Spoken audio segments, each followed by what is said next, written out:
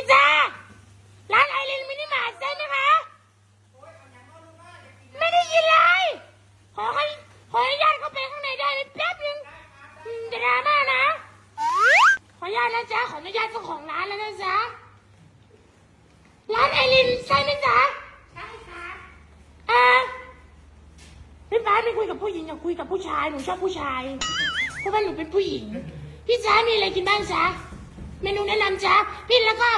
หนูชอบไม่ชอบหวานนะคะแล้วก็หนูไม่ชอบแบบน้ำแข็งเยอะนะจ๊ะแล้วก็หนูมาที่เนี่ยหนูจะกินอะไรที่มันอร่อยแล้วก็จะกินเค้กแล้วก็จะกินข้าวด้วยค่ะวันนี้หนูยังไม่กินข้าวเลยอะค่ะทำไมพี่ไม่คุยกับหนูคะมีอะไรกินบ้างคะแนะนำเลยค่ะ